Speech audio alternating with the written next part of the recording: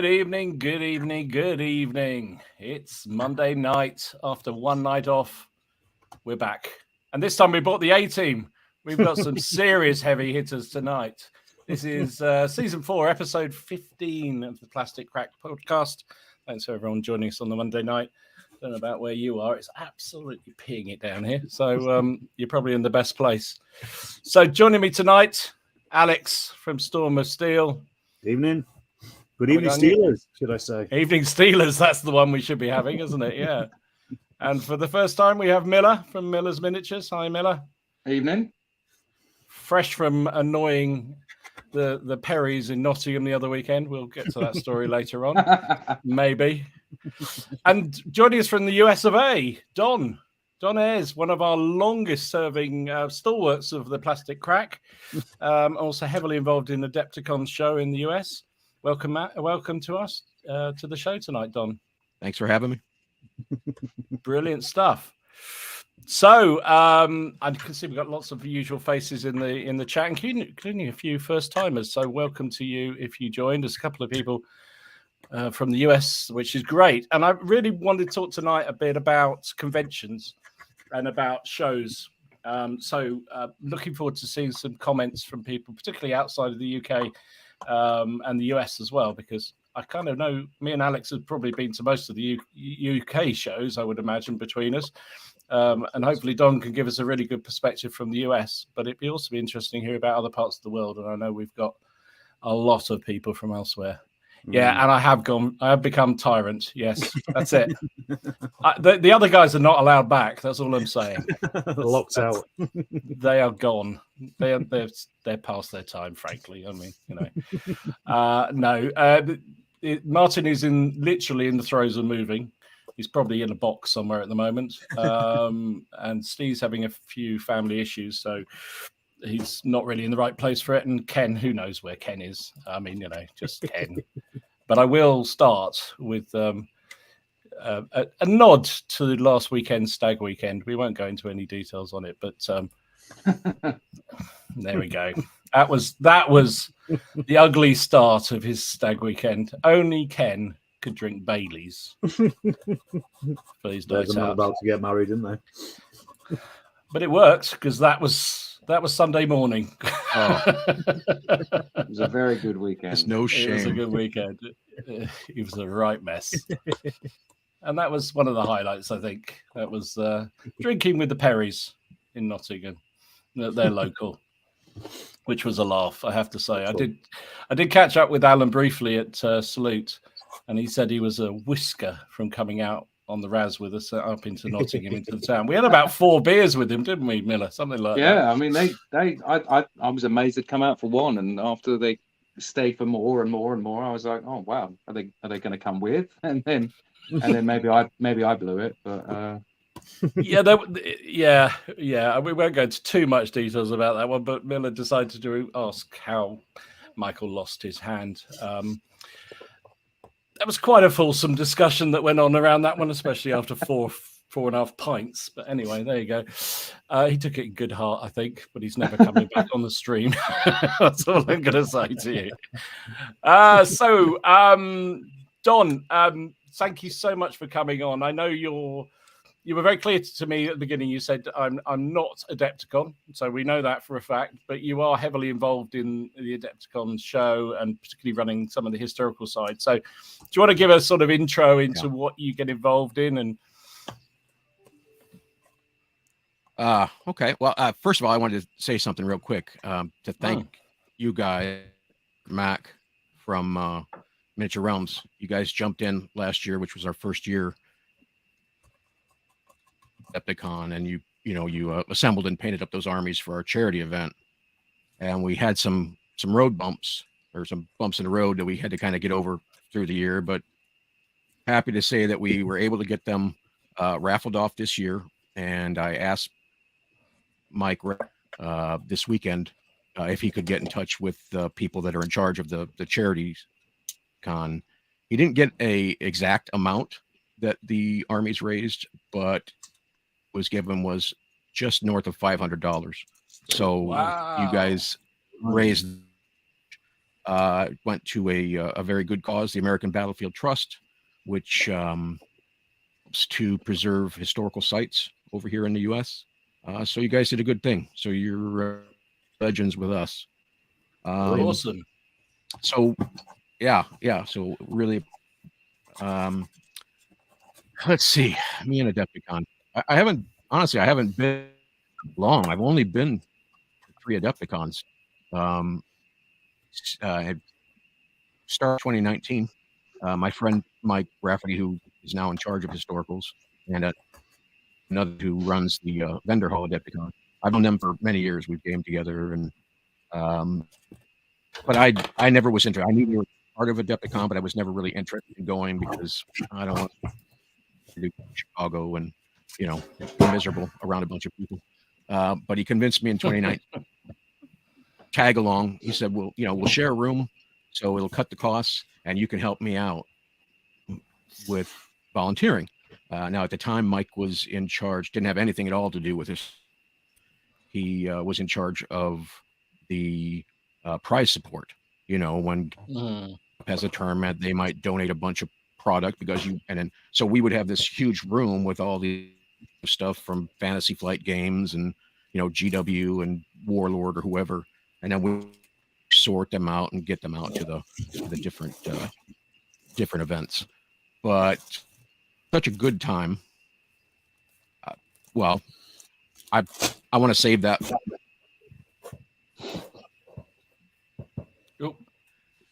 So I had such a good time in 2019. I was like, this is great. I'm going to keep doing this. Well, then COVID hit right away after. And so we didn't have a convention for 2 years. And in that sort of time, Adepticon made the decision. They've always been had problems with space. Games workshops, events keep growing. Other new games popping up, and they want to have space. And it was getting to where it was almost down to where last square inch was being planned out of table space. So they decided to expand into a new venue, which is now at the Hyatt Regency, which is really just a stone's throw from the Marriott where Adepticon was held. And they decided to move the historicals as a block because they felt like that as a group or a type of game could stand the best. And so they asked Mike, who's been a historical gamer for a long time, to take over running historicals there. And he was then to ask me to help out, and I was dumb enough to say yes. So the last 2 years, sort of writing herd or organizing, running things over at the Hyatt. So for all the we have all the historical games, and this year moved over all of the Lord of the Rings events and the Song of Fire, as well as Frostgrave. So we had all those events as well. So do Adepticon not have association?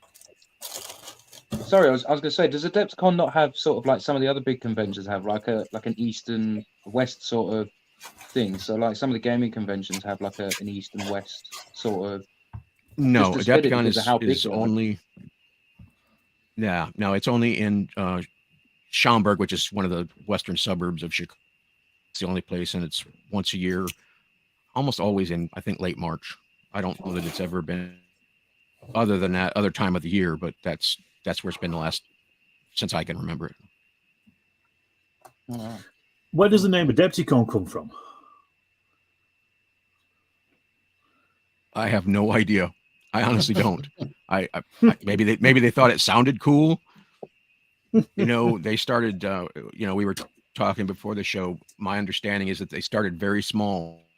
The first Adepticon, as I was telling Dom earlier, Adepticon was, I'm told, 10 to 15 guys in Hank, one of the owners of the convention, in his garage. So right. You guys are on good track. That is small. That is, well, I don't know. I've seen some garages in the US and they're pretty big. So, Well, that's a fair point. Yeah. Yeah. Well, everything's big in the US. That's probably Yeah. bigger than mine. But yeah. Awesome, Don. I mean, it's great to have you on. And as I was when I was thinking about what to do for a topic for tonight, I was keen to do something on shows and conventions because I realised it was going to be the Monday after Salute, so I thought it'd be interesting to talk through it. But then I thought actually having you yourself on to talk about the US perspective would be great. So welcome, thank you. We'll get onto that in a minute. So brilliant. Let's do the usual. Have a look at what we've all been working on this week or the last couple of weeks, probably. I don't know, Alex. Do you want to start? If I bring up some of the pictures, Yeah, sure. Yeah. Stick pictures about it. So I know you're always incredibly productive. So it's because everything I do is small. So yes, you don't do it in 28 mil, and then everything is a lot quicker. That's my philosophy anyway. Here we go. So you've gone Western mad, haven't you? Yes, with the release of What a Cowboy this weekend, actually at Salute, which I picked up. I'm sure we'll talk about later. But I got these from Sarissa. This is their. I've got a couple of them down here. It's their little Wild West town. I think it's about 30 quid or so, and they're just these little A5 bits, basically. I didn't even know they did on that scale. They're brilliant. No, yeah, 50 mil, and then I've just added a few extra bits just to make them a little bit more interesting. Well, I hope I have anyway. That was the idea. But that was the first one. That was kind of like an experiment. I did that over Sunday and then just finished it off earlier on today. But the sign is it's Sarissa do these free PDFs. Mm-hmm. So you can just download those for free, and then I just resized it and stuck it on there. This was one of your gangs. It is 15 mil. These are the Cowboys' first ones I painted. These are the ones from Blue Moon. To be honest, though, these are 15 mil. To be honest, though, I don't really like them, and I didn't realise Peter Pig did a load of Wild West stuff. So I bought some Peter Pig ones instead because I prefer Peter Pig's figures. If I'm honest. The Blue Moon ones are all right, but they're cheap for a reason. Do you know what I mean? But they're a stopgap until the Peter Pig ones arrive. So yeah, I just did the first 6. I've got another 7 here on the table, ready to go, but they may not get done. We'll see. Yeah, I picked up a set of What a Cowboy myself. And I have to say I wasn't sure I was going to get it because I thought. I love Dead Man's Hand. I think that's such a cracking game. I thought I don't need another Western game. But actually seeing the videos of What a Cowboy, I thought... That was the thing that turned you on. Yeah, look, it looks really... It's not quite so wham, bam, thank you, ma'am, as Dead Man's Hand, is it? It's much more... I think so. There's more thoughts in it, I think. Yeah. I played Dead Man's Hand, and to be fair, I wasn't that bothered about it. I played it a couple of times. But yeah, I like the Lardy's approach to games and game mechanisms. And I think it's a very interesting game mechanism. And I like What a Tanker. And it borrows very heavily from What a Tanker. So I'm looking forward to getting into it. I've been reading it for the last couple of days, but I've also been recovering from Salute, so I've not really been taking it in. But it's quite simple as well. That's the other thing I think. The fact is a lot of it is in the simplicity of the rules as well. Yeah. It's what we do. It's the decisions you make on the table where the complexity comes in, and that's what I like. Yeah, awesome. Oh, it looks like we lost Miller again. Yeah. Oh, well. And also some of your planes. I saw your videos on this as well. These are 1/600th scale Second World War aircraft. These are going to be for Bag the Hun. A big fan of Bag the Hun as well. So these are Japanese G4 M2 Bettys. Green Bettys, not black Bettys. Not black Bettys. These are all 3D prints. There's a guy called Jim Muir. I don't know if you remember, I did a load of First World War aircraft. Yeah. 300. He designed and then printed those for me and sent them out to me. But now he's selling them through Paul at Sabotaged. So I got Paul to do me a ton of them. And they're all 3D. Paul also did the bases. He didn't print the actual stand they're on. That's just a bit of metal that he pointed me to on eBay. And yeah, they're lovely. I mean, they're absolutely full of detail. And I thought I wanted to do Bag the Honey 1/300th, but in the Second World War, the planes are just too big. Yep. you know, because I use a 1-inch hex, so I think it's better to go even smaller. And I was thinking, is 1/600 too small? But I don't think it is. I think it works. They You look know, good. They're the biggest ones that are going to be flying over Malaya, so they're, you know, you can fit other planes around them, and that's really what you want, isn't it? Yeah. So I might at some point get him to do me a load of Battle of Britain stuff as well. Once I've to the 130 odd planes he sent me already. I did see that massive bag that you had of them. I mean, gee whiz. I thought, well, if you're gonna go. If you're gonna go small, go big. You know what I mean? I don't know what you mean. I do not know what you mean. And also some shell craters. Shell craters, yeah, for Through the Mud and Blood and any other First World War game I'm playing. These are from Early War Miniatures. I just got these together. They do them as vac formed sheets. I've already got a load of these, but they're just great because you just paint them and then just scatter them everywhere all over the tabletop. And these I've filled them up with resin to make them look like they've got muddy water in them. Just thought something different. Awesome. Good stuff. Productive as ever, Alex. Really good. Considering you spent most of the weekend down in London, and then you sound like you had a busy week as well. That's pretty good production, I reckon. Yeah, very busy week. Well, like I say, all this stuff's very small, so it doesn't really take a long time to paint. You know, you can do a lot of these small aeroplanes at once. That's true enough. That's very true. Miller, we're back again. Before you go, should we talk through some technical issues tonight? It sounds like it. It looks like it. I don't know. Never Everyone mind. disappeared. I was like, is it me? Is it everyone else? And then I was like, oh no, it's me. It's you. It's you. Well, while you're still active, let's run through your pictures you sent in. So you sent me this one. Now this isn't a pikeman. I'm pretty sure that's not a pikeman. No, I mean I've not been able to get on with much lately, but lately I've been getting into when Push a Pike came out, I was really excited for that, and then suddenly it wasn't there, so I had to find something else. And I've been trying to get into Star Wars Legion for a little while, and I got the clone starter set a few months back. I did half of it and then stopped, and then with all of the Mandalorian stuff that's been on the telly lately, I decided to get back into it and finished the starter set, and then kept buying some more expansions. And I think Darth Maul was probably one of the coolest guys in Star Wars, except for Boba Fett, so I had to do that. Wrong. And then the clones, I'd just done plain clothes and then thought they looked a bit plain, so I painted them with the orange from Revenge of the Sith. So just been cracking on with them. Finished them recently, but like I said, I've not had a lot of time to do stuff lately. What with last weekend and this weekend, but I've enjoyed doing these, and I want to get a game in. Martin said he promised us a game when he's all set up. Because I bought all this stuff, I've spent quite a bit of money on it, and I haven't played a game yet. So I think it's always the way. Time I have a game. We all do that. We all do Spoken that. like a true war gamer. Yeah, and then always the way. So this is my Norman Saga Force that I've got on the go at the moment. I still need to finish the bases and do the shield transfers. But again, shield transfers for little big men are, a lot of money as it is. So trying to justify it. I mean, I could always do what Benjamin's done and paint my own, but I haven't the patience. I don't know. I mean, he only painted a couple of thousand, so come on, you should be able to do. I can manage probably about 20. Yeah, 20. Come on. So they're on the go at the moment, and then the only other stuff now is just trying to finish off the Push a Pike stuff that I had. So that looks more like we know you for. Yeah. So.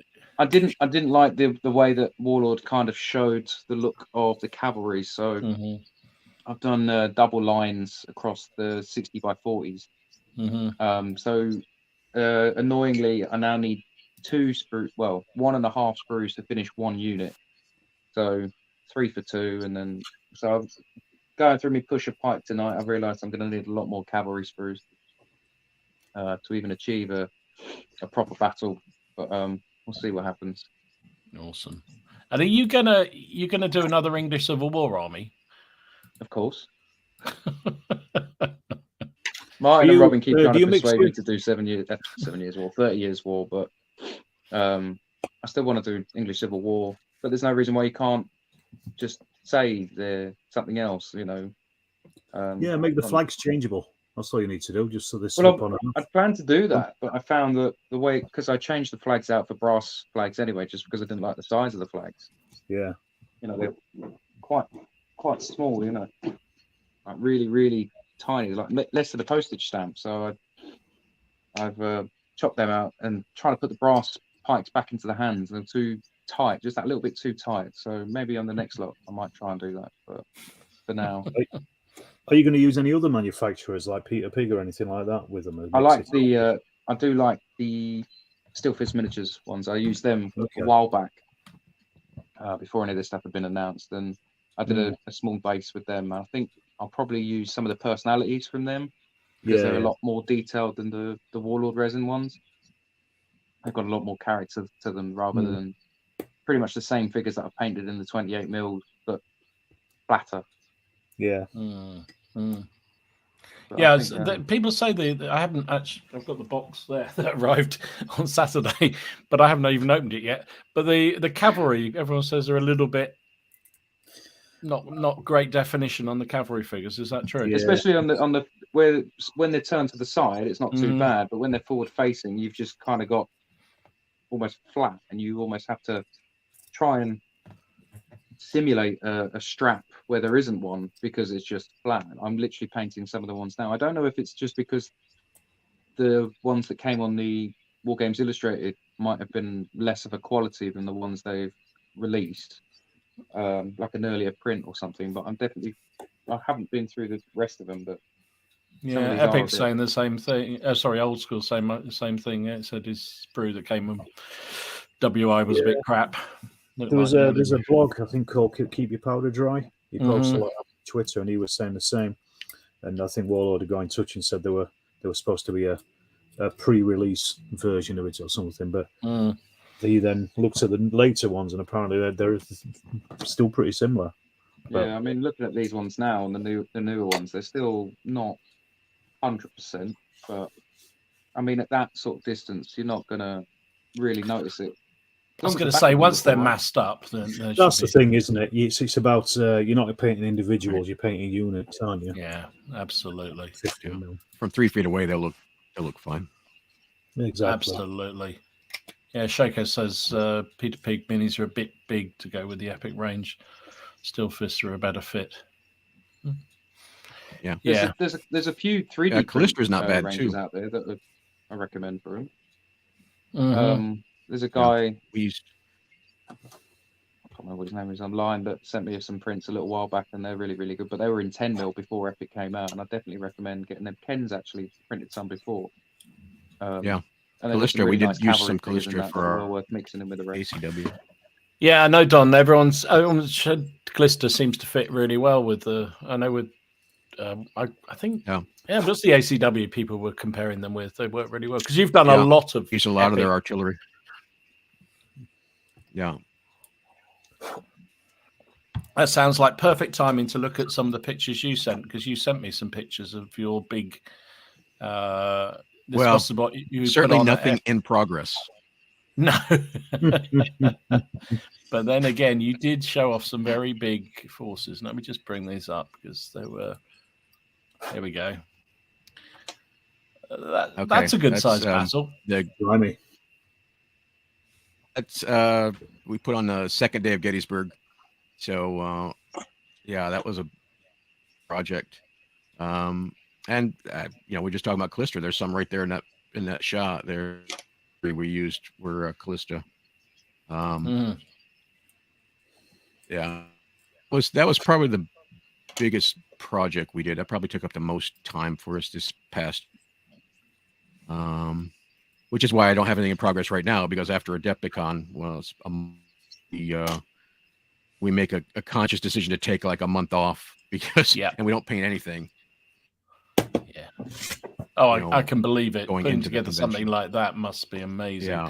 A lot of work. The nice thing about these is the buildings there, all of those buildings are the actual buildings that are on the battlefield, or any of them that are still standing, or buildings. There's a company just south of Gettysburg in Tawnytown that produces in I think they're 10mm, but that's for the epic scale. Is The that 10 them millimeter there? building much better. Yeah. That's the Sherfy house. They're the owners of the peach orchard, Wow. and that house is still there. That's awesome. Yeah. A nice little buildings, those. Oh, there you go. There's your work in progress buildings. That's my work in progress from last summer. So, yeah. But I mean, the game was obviously very, very popular. You can judging by all the pictures you sent of people playing. Oh yeah. We it was so popular. We just had our planning meeting for next year for what events we want to put on this past Saturday, and we decided we're going to do this game again. It filled up. I think the first day that opened, we planned it originally for 9 players, and after the first 2, that had filled up, and we had 16 people on the waiting list. So we expanded the game with another, I don't know, 5 or 6 players, I want to say. So there was a lot of interest in it. So we're going to do it again next year. Do you think Gettysburg is the American equivalent of the British Waterloo in wargaming terms? In that, you see a lot of Waterloo refights. I think so. It was such a turning point, really. It's well known. It's one of the few battles we taught in school anymore. Yeah, I think so. The size of it, the size of the battlefield, it lasted 3 days. Probably is something for everyone, isn't it? Really. Yeah. It's the first battle that got me interested in the Civil War back when I was a youngster. So yeah, I think so. I don't know if you could speak to this as well, Don. Just quickly, sorry before we go on. Sorry, carry on. No, carry on. Because we're talking about shows and stuff later on. I seem to remember, in the 90s, 80s, and 90s, there were a lot more ACW games going on in the UK, and you see far fewer of them these days. I don't know why. What the change is there. No, it's funny, isn't it? It definitely has dropped down the priority or the popularity charts, because there was a phase. Definitely, I remember one of the magazines ran a poll of favorite periods, and the ACW was like one of the most popular in Britain, and I was a bit surprised, and people always said it was more popular on this side of the pond than it is on the other side, but it's definitely not as popular anymore. I don't know why that is. Yeah. Well, what would you say, Don? Is it still popular over there? Here? Over here, it's very popular. But like I said, I think it's you kind of you're interested in things that are close to home. Yeah. There are certainly people that know about the English Civil War. I'm not one, but I've been to Marston Moor. That's more than most Americans. So. More than most have British. An interest in British. I haven't been there. Yeah.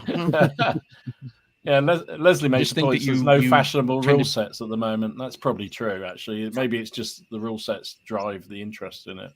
But then, Pickett's Charge is very popular. The Epic range came out. Black Powder's very good for it. So, I don't know. Yeah, it did make me wonder why that should actually... They must have had inside knowledge, I guess. Those new rule sets, epic scale, should help, because now you can run the larger battles that you... I mean, you could run Gettysburg in 28 millimeter, but you would have to have a gymnasium to run it in. Yeah. The epic scale, you can... It's manageable. You can do it in a full time. What rule set did you use, Don, for that game? Black Powder. That we had altered a little bit, and what we did was regiments, which I think is a big mistake for them to stick with. Went with brigades, right? And then each stand was roughly 400 men, and then we calculated the size of the brigades based on that number. Because if you had done that in regiments, there would have been twice, maybe 3 times as many stands, because if you're in Black Powder, your average size regiment is 3 stands. You couldn't do it. I think we figured out that entire 10 foot of table space, a double row of stands on it just for the Confederates. So yeah, you wouldn't be maneuver, you wouldn't be able to do anything. So plus the brigade was the maneuver element during that war, so it just made sense to us to but we use black powder, which is not a rule set that I very much at all, but we have a sort of theory of we try to use mainstream rules whenever we can, because that will include the most people. It's very, whether I like it or not, I can't deny that most people who are historical games at least have some passing familiarity with black powder. So we don't have to spend 4-hour window for our game. We don't want to spend a lot of time teaching rules to people. So that's what it is about it, though, isn't it? It's that much simpler. That you have a base roll and plus and minus to your rolls, as opposed to having to learn loads of graphs and tables and things like that. Right. It's such a simple rule set, which just makes it that much easier to play with. Yeah. Agreed. Steph's right. The Irish Brigade, the entire Irish Brigade was only about one stand. They totaled 300 men.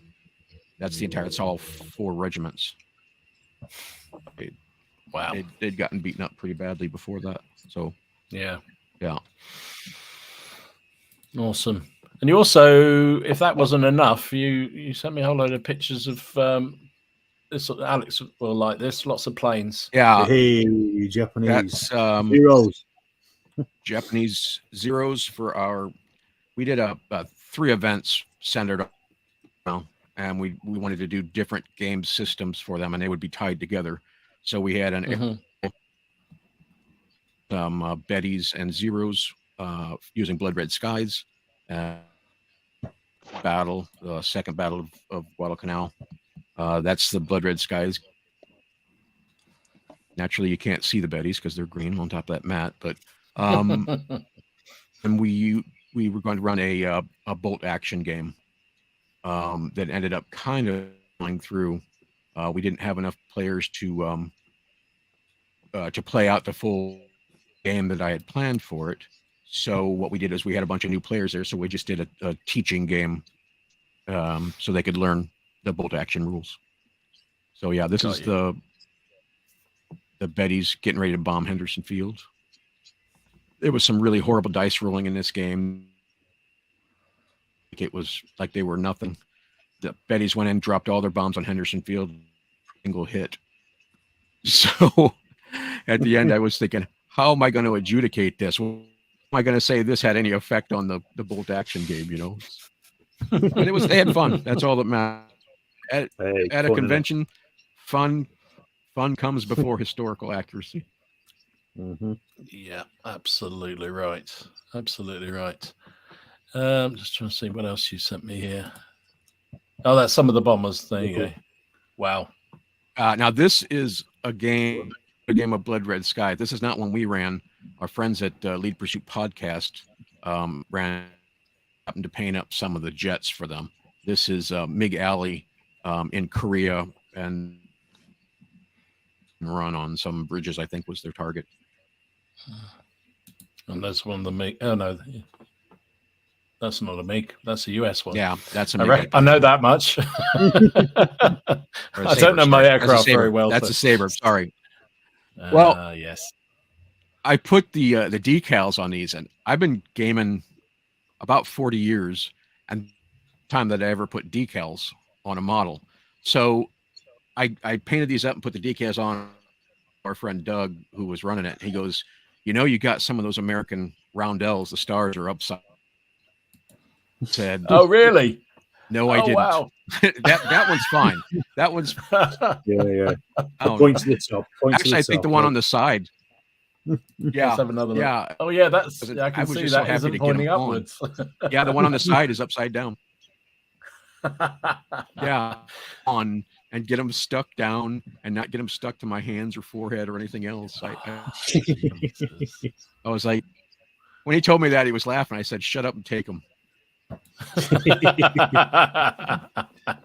Yeah, you don't need that kind of helpful input, do you? Jeez. That must be weird because I like putting decals on aircraft. I think it's good fun and on models in general.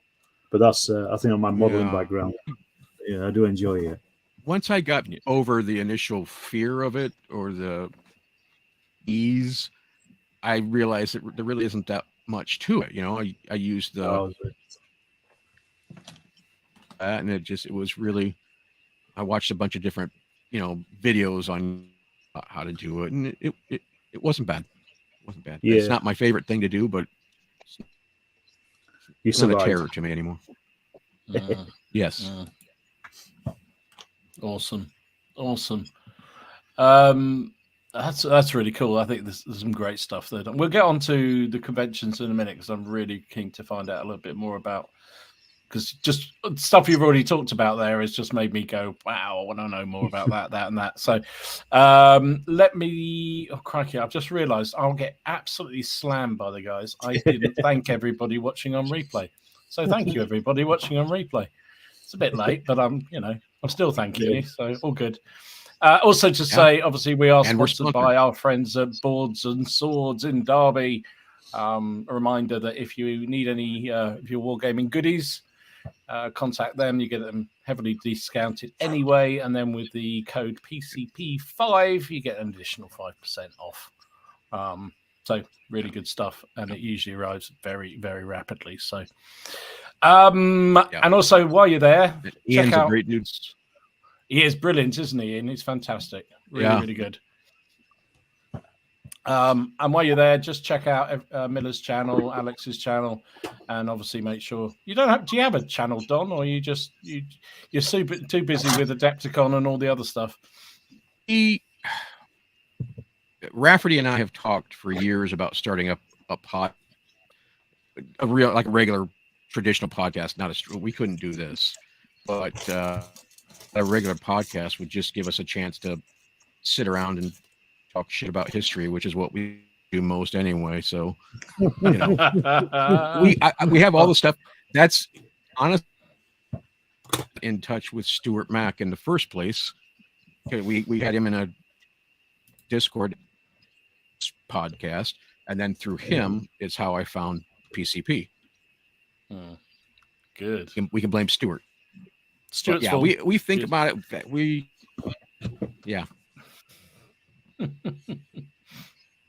Awesome. Well, it's brilliant. Thank you. Let's see. I'll just take you through some of the stuff I've been working on because I want to show it off, really. So I've been continuing down my. It's my show, and I'm driving it, so I don't care. The others let me in, so it's all good. I've been continuing down the Romano-British figures that I've been working my way through. I've almost gone through them all now, which is great.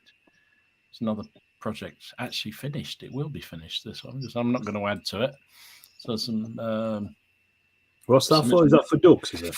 Yeah, I'm thinking ducks, but I suppose they could also go for Saga or I don't know yet. There's some more elite kind of warriors. Yeah, so it could be anything really. To be honest, they've been sitting in a box for about 2 years, and I thought I really ought to paint them. So, and it's a bit of a palette cleanser as I move on to other things. As a mounted warrior, warlord, I guess it'll be. He's not. Most of them are gripping beasts, but he's not. I'm not sure where I got him from, but there's some cavalry. They're definitely gripping beast because I recognise the swines of hands you have to drill out to put weapons through. God, they drive me mad. And then I did some little 15 mils, so keep you happy, Alex. So make sure I did some of those. I'm based. So there's obviously based because only a you're not a monster, Dom. You're not a monster. Exactly. Someone tried to tell me on one of my videos that you shouldn't base them. I said you're wrong and you're banned. I don't get off my channel. I don't. I don't. You do what it's your free time. You do what you. I don't get it. Panzer 38Ts and things, isn't it? 38Ts and Marder. I have to say that's the. I think it was the Plastic Soldier Company kit, and that Marder is an actual bitch to put together. Jeez, that was hard work. Again, you hate modelling, don't you? I hate modelling. I was going to do I love three. I was going to do 3 T38s and 2 Marders, but it was such a bitch to put that one together. I ended up doing 4 38s, and there's only 1 Marder in my force. So there you go. But I did also manage to finally get a game going on the table. So I got my Bruce's in Ireland figures on the table, which was Look at great. that. Yeah, Oh, nice. I put them in for you, Miller, because it's Pike, and I Thank know you you. have a thing about Pike. Yeah. So I basically played a game with all my figures that I painted up, and I went, blimey, I have painted quite a few for this project, and I split them down the middle and did basically a very unhistoric game of just going at each other, and it was brilliant fun. I really enjoyed it. So watch this space. There'll be a video at some point when I finally edit down the 5 hours of footage there is of it. But it was good fun. I won't tell you the results, but it was a bloodbath. I'll tell you that much. So that's what I've been up to as well, and looking forward to cracking into that box behind me to get the old epic pike and shot done. I'll tell you what, out of that box, the thing I'm most looking forward to doing is building a house. I've been having a look at the MDF for that, and that looks brilliant. Yes, the terrain looks really good for it. And I did also, Ian's going to send me the box on because it wasn't available. He didn't have enough. But the terrain packs, because they also look fantastic. Really, really good. So, hey ho. Right. So where are we? But I've started in. Yeah. Up really nice. Sorry, Don, you got a little bit of a break up on when you're talking there. Oh, okay. Don't mean to talk over you, but I think I did there. I think you're right. Those buildings are amazing. They look really, really good. No, Steph, I haven't started my Ottomans yet. They're not. They're still in the bag that I brought them back from, and yeah, they will be done though. They're going to be done. Yeah. And no, I know a project is never truly finished. I know. God, I know. God, I know that. Yeah. Right. So we are, crikey, we've already gone a good way into the show already. So let's get on to the topic of the show. Because I think, I don't know. Alex, let's come to you first, because I think you were at Salute. You've done a few. You've done a few salutes, but you've also done Partisans and goodness knows what else. Most of the big shows, anyway, around the country. So, I guess I'm interested in what you see as a good show. What do you like as a show? That is a very good question. Spectacle, I think. Mm-hmm. That's the reason I go. I mean, I know a lot of people use them as shopping trips, but I never do. And I never have done either when I was a nipper. I used to buy bits and pieces, but I always find when you buy stuff at shows, unless you're being very laser focused, you end up come back with a load of handful of, everything, but nothing. You know what I mean? It's little bits and pieces. So I try to keep myself on the straight and narrow. So, for example, a Salute, I picked up these Sarissa buildings and What a Cowboy, which I pre-ordered both of those. So I saved myself £10 of postage by spending £110 on the train to get down there. It works as a psychology, but it's really just spectacle. More so, I don't even bother looking at the traders that are there. Really? When I go with my mates, they're the ones that are looking around the traders, where I'm looking at the tables and stuff and the games and things. I'm more interested in that stuff and just seeing what's happening in the centre of the hall, so to speak, rather than because I just know that I'm not that bothered about buying anything. And right. I also, as well, I don't really go looking at the second-hand stuff, because again, I'm not bothered about buying somebody else's figures because I probably want to repaint them anyway. I've only ever bought, pre-painted figures a couple of times. So I think, again, the only thing I've ever bought at a second-hand store was a board game. I just never normally bothered with it because I don't want somebody else's cast-offs basically. And as I say, because I'm not doing it as a shopping trip anyway, you know, the thing is, I'll go to a show and I'll take like 40 quid out and I'll put it in my pocket and I'll think I'll spend that at the show, and I generally just end up spending it on food, like on a sausage roll or an ice cream or something. You know, I've got nothing to show for it, and 30 quid in my pocket. But yeah, so you need a personal shopper, apparently. There you go. Yeah, no, my wife says I don't, definitely not.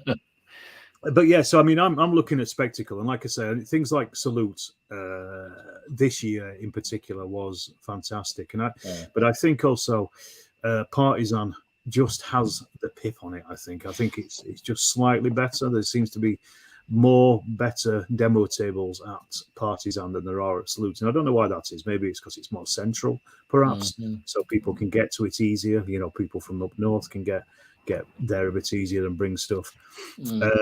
But it's where you go to see the good stuff. Basically, you don't want to see a bottle green table with some half painted figures on it, and occasionally you do see that, but you don't want to see that. But you want to see the stuff that people have really put effort into, and it's as far as I'm concerned, the shows are an advert for the hobby. And when we were nippers, I don't do it anymore, but when we were nippers, we used to go and play triples when it was at the Opticon in Sheffield in the 80s.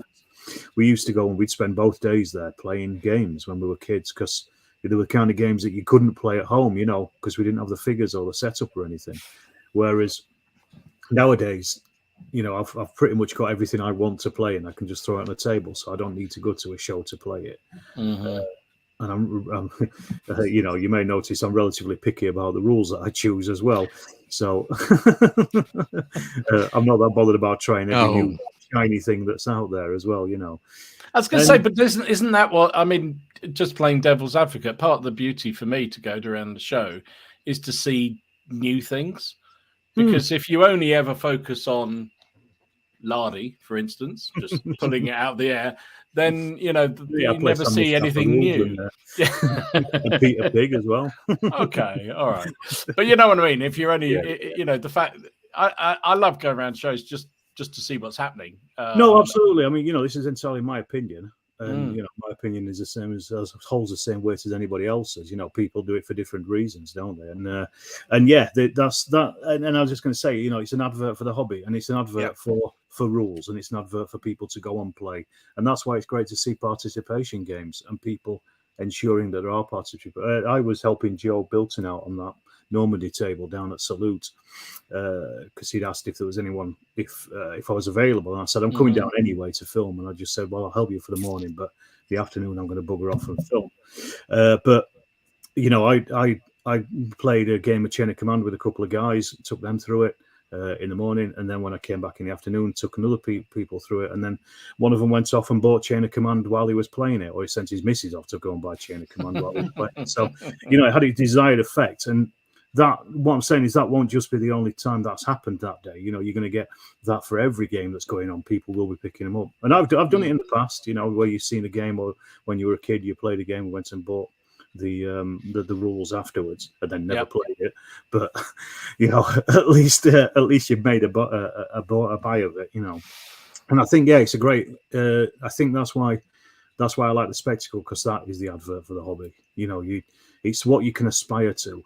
Really.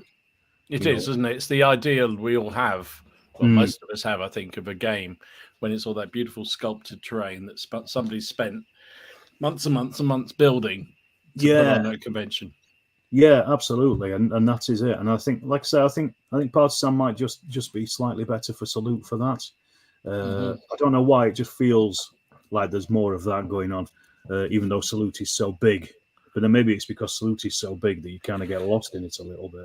I sort of think that Salute, part of my issue has always been with Salute is the venue. I think it's quite soulless, which is part of the problem. I think it's really hard to make it feel fantastic when it's such a massive hall. That said, I think this year was probably one of the best I can remember for a long time, because I think there was some really high quality games there. Yeah, well, I've only been 3 times, to be honest, to Salute.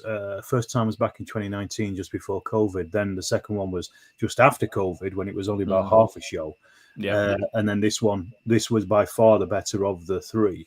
And I think that was partly probably because of COVID, because people have been working on stuff. Like Andy, who's in the chat at the moment, Andy, friends of General Hague, he was saying, his table started during COVID, during lockdown. He was just able to do it, and from working from home and things as well. I did a full interview with Andy on my latest Salute 50 show report. I don't know if I'm allowed to mention that. We'll set that up, and you can just smash that one home. Yeah, But yeah, so yeah, I think it was, out of the 3 that I've been to, it was by far the better of them. But I kind of got lost walking around. I still didn't see about a third of the show anyway. I realised afterwards, I was looking at Twitter and there was all these games. I'm like, where was that? No, it's terrible, isn't it? You see all these I see these pictures and videos of things. I think I walked around that showground at least 5 times, and I didn't see that one. I still didn't see that one. Yeah. Tries to be insane, but it is. I mean, I think Salute is such an institution. I mean, I try to go every year. My daughter's birthday is always that weekend as well, so it's always a bit of tactical sort of. She hasn't decided to change it or anything. No, sadly not. I've tried, Miller, and it just doesn't work. Well, you tell her Salute is 50 years old. What's wrong? She can't. She's not 50, I'm sure. She's 25. So there you go. That's it. But yeah, it's so. I've always tried to. It's like, oh, you should go out on the Saturday, on the Sunday when she was younger, and now it's like she's older. She can go out on the Saturday, and I can go out on Saturday as well. Anyway. But I think it is, and I think I mentioned the video I did, which was I think Salute I always saw as a shopping show primarily, as a way of seeing what the trade, because all the traders go, they generally launch new stuff there. Yeah, it's one of those shows that they kind of pick as it's early enough in the year, isn't it, for it to be like this is the new for this year kind of thing. The games haven't always been the very best. I've never been to Partizan, and I really, really want to go. It's one of those shows that is definitely on the bucket list, because everybody says how strong it is. But as I say, I think this year I walked around and I thought, wow, the games here are a lot better than I remember in any year before. So that's great. And I thought also what struck me, I think someone said in the chat just a minute ago, there was a lot more women and families around the place as well, which was, and I don't know, because I think they allowed children in for free. That's right. Under 16s come in for free, as far as I'm aware. Which I think was great to see as well, because that encouraged a lot of different people in the show. You always have the quite a large proportion of weird shits. But then there's also a lot of the diehard historians and what have you. And it seemed to be a very even spread this year, more than any other year, and a lot younger average audience, I would have thought as well, which was great. Yeah, I think I agree. Yeah, it was definitely, there was a real good shift in the demographics, I think, for the better. I kind of, to be honest, I've kind of been clocking that a little bit for the last few years anyway at shows. Me and my friends have been talking about it, saying there's a lot more women attending shows. I mean, you don't really get to the ones in the north. But you can kind of almost see it happening a little bit.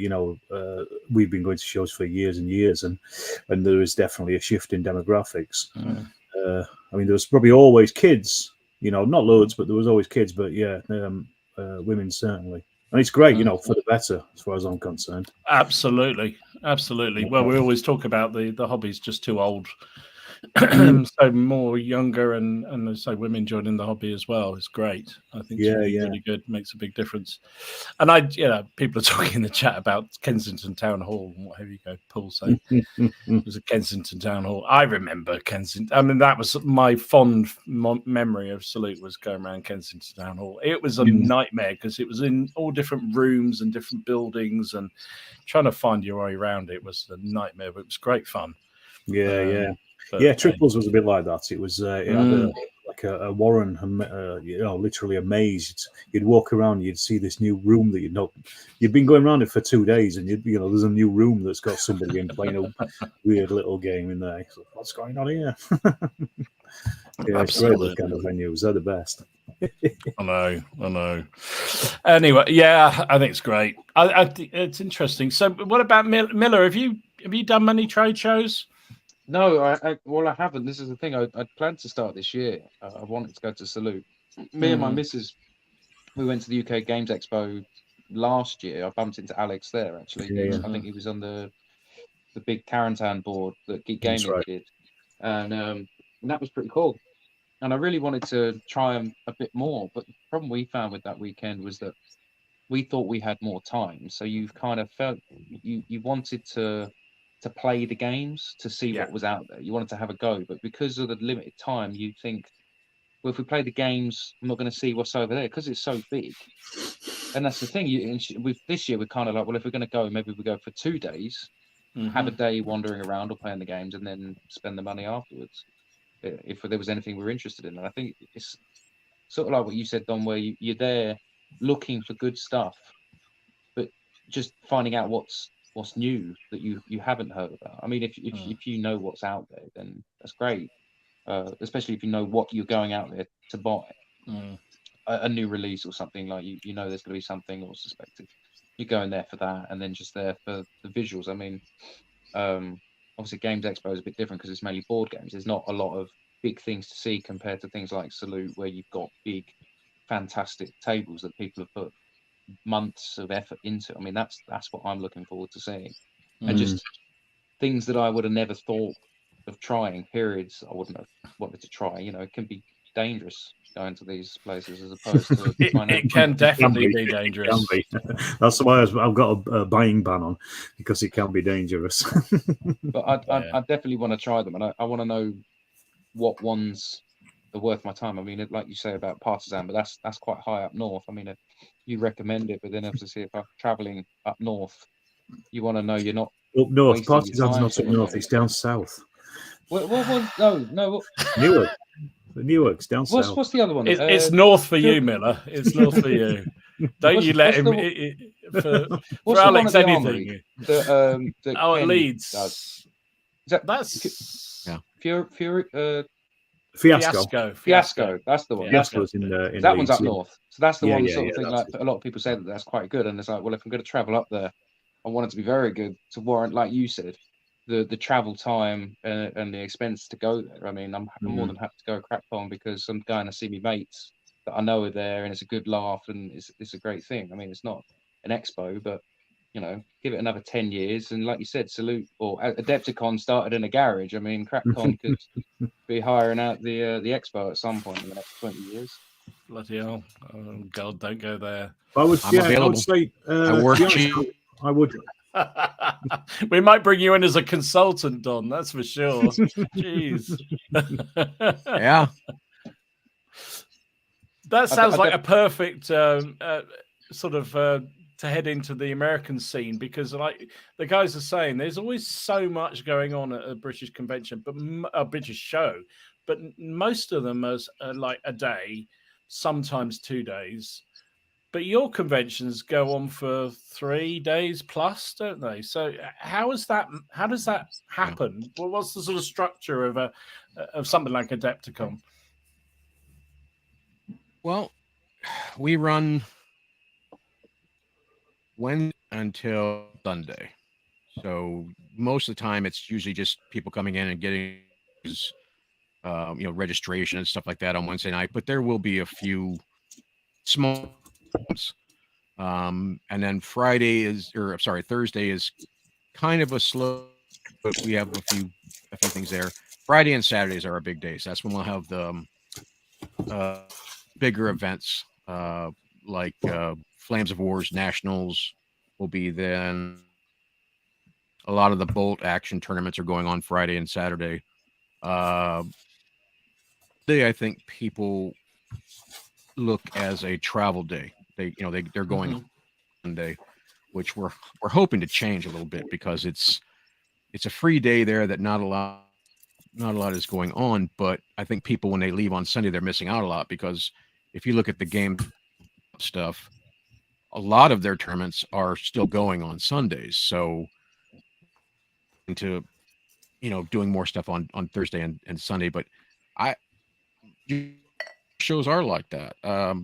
Some of the smaller ones we have are like a one day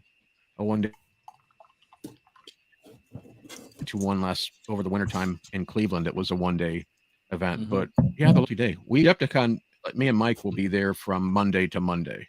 So we're there week, first couple of days setting up, and then the last day just recuperating and getting ready to drive home. But yeah, I guess obviously the scale of things America is so much bigger. People travel so much further. It has to be worthwhile when they get there to go and do a trade show or to do a convention. But you've already sort of hit on that. So one of the things that I always amazed with, that people register, and they register for certain games that they sort of almost pre-book before they go. Isn't that how it works? Yeah. They will. Now, the way Adepticon works is you don't need a badge to go into the show. You can go in and walk for free. It doesn't cost you anything. You can go shop in the vendor halls for free. If you want to play any of the, you have to have a badge. That's my understanding of how it works. And then you will pay $5 or $7 to hold your spot in the game. And that you register and you sign events that you want, whether it be, tournaments or what we call event games. I think you call participation games, if I'm not mistaken. Or like we have a lot of painters come in and give seminars on painting. My first year, I ran into a guy that I was sure I knew from YouTube. I couldn't place him. I knew he was, just what time it was. And it finally struck me a couple minutes later. It was Mel from Brain Tutor, right? So they'll come over and give, seminars. So you sign up for all that at the same time. You sign up for your badge. And then Wednesday night is, when you show up, badge, and then, you can take part in the events. But that's how we do it. Seems a lot more organized than British shows, where it's a bit more chaotic. You just turn up at a table, and if they've got a game on, you play it. It's very rare that you'd see it's very, it's not supposed to be chaotic, but it always usually turns out to be chaotic. So but you can't. At British shows, you do that. At British shows, you do that sort of thing, the very British thing, where you sort of hover around the outside of the table, and the moment anybody sort of shifts in their chair, like they're about to get up, he's sort of diving in to take their place, to dodge in there, take over. Like if we were running an event, if someone's running an event and they've got space and you're there and you've got a badge, then you could hop in there if they've got and you don't have to. I don't think they make you pay for it or anything like that. You just, because it's already been, who didn't show up is already paid for that slot, so you can pop in, Yeah. And as you said, there's also tends to be a lot of competitions as well at the heart of a lot of American conventions. So that's sort of the beat of the convention more than anything else. Is that right? We had multiple bolt action tournaments. We had a combat patrol. We had the did their Flames of War tournament, but they also had the nationals for Team Yank. Lord of the Rings surprised me. They were massive tournament going on downstairs. Wow. They had I want to say 40 tables going. Wow. So yeah, I would say most of it is tournament. There's a lot, like the Lard America guys had a bunch of Too Fat Lardy games going. That was not tournament type of format. None of the run is tournament. It's more narrative story type stuff. So, but most of it is tournament and competitive. Yeah. So Red Steph makes a point. It must cost a lot to hire a venue for that amount of time. So presumably that sort of impacts the sort of, because you'll hire out the whole place and rooms as well through the packages that you can offer and what have you. Yeah. And also the games and everything else. So it must be quite a financial impact for somebody to try and set these things up. It is. It's a big thing that I'm so happy that I have to do with, because that's way too much math for me. Yeah. And you have contracts, and you're in a contract. We always, every year it seems like when we're doing registration for Adepticon, there's Facebook or wherever on the internet doing what people do and complaining, and, well, why don't you move to, well, it's because we got a contract, man. You can't break that. And also, you move to a bigger venue, you've just increased your costs forward. So now the badge that cost you $65 for the weekend to $100 for the weekend. And then of course they'll complain about that too. So it's, I guess, a win-win. But well, as we all know, Don, you can't satisfy everybody all the time. They'll always find fault at whatever happens. Well, in a case, sometimes it seems like we can't satisfy anybody. So yeah, you try not to take it personally because you know what the truth is, but still, it when you see that sort of thing, it's like, dude, just use your head. We can't just move. So yeah, and typically, how long does, I know we have Mac on here talking about salute and how long it takes them to organize each salute, and basically he said virtually from the day the previous one finishes, they start the next one. Is that a similar kind of thing for Adepticon and the bigger shows? It must be. You must have to plan a year, 2 years ahead. Absolutely. There are some things that are long-term projects, but so they will be, multiple years in advance. But we start for next Adepticon for 2024. We actually started planning while we were there. Some things, there were, and you after action, what went right, what went wrong, where do we need to, that sort of thing. But it's a year-round thing. They have meetings, online meetings and stuff, and then on top of that, we have our own little subgroup for historicals, and we have our own meetings. Like I said, we just had our first one this past Saturday. It's not like a formal thing, but we just get together. They want to spend as much money, so let's try and use some of the stuff that we've already painted up. That kind of, but that will continue all year long. Amazing. I'm always in awe of. So I've done it once, setting on a game, putting up a game at one of these shows. Actually, Salute. Obviously, I was just about to say I've never really done it, but then we run CrackCon every year. But that's not hard work. We'd literally just put it together last minute, really. Thanks to Haley primarily. I recommend it to everyone. Yeah, I mean, it is fun. I have to say, thought about doing it? It is. It is fun. It is definitely fun.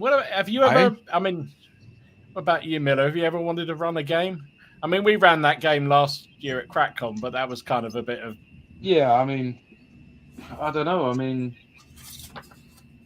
to the scale and the degree that some of these tables are put at, I don't think I could even attempt to. I mean, look how much I struggled to get a Starfall done. How am I going to get an entire table that's worthy of those sorts of things? I mean, one day, maybe. I mean, even with this stuff, I've been looking at Basing House lately, thinking how could I make a table for that or something like that. But, well, to be honest, you cheat. Just get lots and lots of scatter terrain and throw it all over the table so it looks like there's lots of things. That's all you need to do, really. That's the way to do it. Just cheating. There's a veteran of running games at conventions. Get some, but it is absolutely knackering, though, isn't it? When you're running a game just because you're thinking all day, and you especially if the people don't know how to play the game, it's even harder. And it's, there's a bit of thought into it. It is good fun. I was just seen there that Robin said he loves running games, and it is great fun. But yeah, it is hard work as well, though. I mean, I'm still knackered from Saturday, to be honest. It's the voice. I noticed your voice was just constantly talking throughout the day, and taking a drink or something like that. That's it. Yeah. I like running games better than I like playing in games. It's a big pain in the ass for a year getting it ready, but when you ever met, come and say, "Hey, thanks for putting that on," or "had a great time," feeling, I just love it. So yeah. It's nice to hear it on 14 or 15 games. Yeah, it's just great. You'll be surprised to hear, but when I was Miller mentioned it, when I was at Expo and I was involved in the big Carantan game. This is a confession time, but I was playing Bolt Action. I'd only learned how to play it the day before myself. Sorry, Dom, you were drinking there. Can someone clip that, please? Because I can't quite believe I heard that. But anyway, carry on. But I was running the game basically. I couldn't even remember half the rules, so I was just making it up as I went along anyway. But there was a couple. That's Ken's approach. That's all. Yeah, I've done the same thing. But there was 4 lads who came and played it, and they had a right laugh, and it was a right laugh just running the game for them as well, because they were just trash talking each other as well. And then I bumped into them next day, and they were saying, "Oh, we were still talking about that game we played yesterday." And like you say, Don, that's a nice thing to hear. It's like you've had some kind of impression on people, and they've gone away thinking, enjoying it and talking about it. And, that's a really good thing. Yeah, it validates you. All the work that you put into it, it makes it, that it was worth it. Yeah, exactly. Nick loved your Starfall, Miller. It was a masterpiece. Although I still think it's one of my favorite ever moments when you guys turned up to play that game, and there was that sudden horror of were you going to be playing the same scale? That was the funniest moment. They'd agreed this game, and they were going to run this massive game using the Starfall as a backdrop, and then it's like, you are bringing 28 mil, aren't you? Well, that's kind of fundamental to work out what scale you're playing in. Yeah. Sometimes why it's better to do both sides yourself, just to make sure everything matches. Oh dear! No, I'm genuinely in awe of people who run these games, and the amount of effort that goes into them. I mean, I've done a very few small ones, and it is an effort even at that level to do them. But some of these things that people have put 6-12 months into building, and then it's that combination of making it appealing to look at but fun to play. It's such a difficult balance to get, I think, to make it easy enough to deal with all the different punters you'll get in, because you get some that really think they know everything, and they think they know the rule systems, and they think they know the period, and then go somebody else who has absolutely no idea of which end is a pike or which end wants a musket or anything like that, and trying to get that right is quite a challenge. I was chatting to Joe about this, the guy that I was with down at Salute, and we were saying, because if you go to an event, like, for example, I've run games at Lardy events, so there's Warlords Games Days. The people that are at those already generally have an understanding of those rule sets. Yeah. Even if they've not played the one you're playing, they've played something similar to it, so they've got an idea of how those work, and they're a lot easier to run just because you've already got that base. But when it's something like Salute or Partizan or anything else, when people are coming up, you really got, they may never even have heard of the game before. Never mind, have an idea of how it plays, and that can be quite difficult and time demanding and mentally and physically, I think, on the people that are running it. There's a vast difference between doing it with people who know how to play a game or have an idea, and people who have just, like you say, don't even know one end of a pike from another, or if pikes were in the Second World War or not. Yeah, exactly. Yeah. It should have been. Well, I'm sure that'll see Actually, this is a great idea from John. It never even occurred to me, but that's a really good idea. He started using small headset mics with the belt-mounted speakers to help save your voice. Because you lose your voice. It's just standing there around the table. It's loud as well. That's the thing, you got a wave of noise around you as well, and even that is just listening to that all the time is tiring as well. Trying to talk to people over the noise that's going on. Yeah, very difficult. That would go to my head. That would go to my for hours. Tomorrow the world, Don's taking over. Good grief. Yeah. Yeah, it is true, and I think one of the things I know the first time we did this, my mates and I, and we were absolutely adamant. If you're going to run a game, you had to not only run a game and enjoy it and involve people in it, but also talk to people who come around the table. And it's doubly difficult because then you're constantly talking, because you're talking to the people that are there, explaining what it is you're doing, especially if they don't, as you say, don't really even know the period or what your rule sets are, what the figures are. But at the same time, you're also trying to run the game, and it is exhausting. This is what I was finding as well, actually, on Saturday. This is not it's going to sound like a complaint, but it isn't. Lots of people were coming up and talking to me, but I was trying to run a game for two people. So it seemed like there was a lot of downtime. And I'm conscious of these two guys who were playing the game. 5 minutes chatting to somebody who wants to talk to me about Storm and Steel. I'm happy to do it. Of course I am. You know what I mean? But it means 5 minutes downtime for the guys who are right in the middle of, they're just about to start blasting that 30mm cannon at each other. And there was a couple of moments where we were we're just about to roll crucial close combats, and somebody came up and started talking to me. It wasn't you, Dom, so don't worry.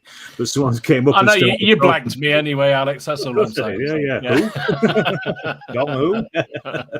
Ghosted him. Send it back on you. Completely. But things like that. Again, it's a fine balance between talking to people who want to talk to you and explaining the game and explaining it to the people who are playing it as well. That's the difficult thing of those kind of shows, I think. That's something else that I'd probably find a bit of a problem with. It is like like we've said earlier, the lack of time that you have there.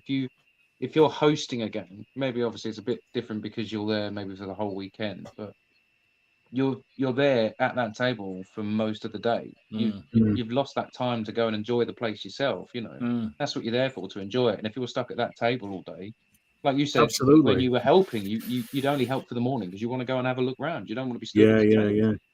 Well, the two guys that played in the morning, they played for about 2 hours, I think. And we got right down to it was almost down to the very last bit. And I was almost going to say to them, look, do you want to chuck it in? But they were both enjoying themselves so much that they wanted to go right to the very, very end, till force morale went down to 0. Because I even said, when you're down to 2 dice at your force morale, there's not much point playing on. But they just carried on. So, you could have finished this half an hour ago. But is Alex complaining about being too famous? Shut up, Kenyon. I don't know. It is difficult, isn't it? And I didn't even want to do. I went to Salute this week with the intention of filming tables and taking pictures. I couldn't even be bothered to do that. I was having so much fun just walking around talking to people and then having a few jars at lunchtime and then a few later on. I just couldn't even be bothered to do that. So you're right, Miller. It is tough because you do sort of, especially for a show that is only one day.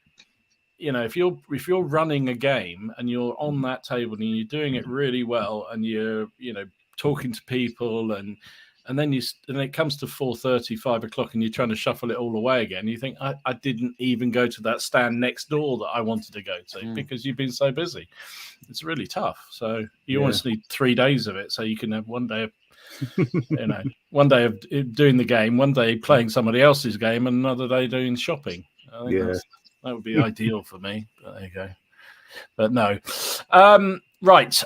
Just conscious we're getting loads and loads of comments, so I'm keeping a note of some of them, so we'll come back to those in a minute. But let's just do a little bit of news. Because even though we're light on numbers, we have actually got some news. So let me do Ken's wonderful news sequence.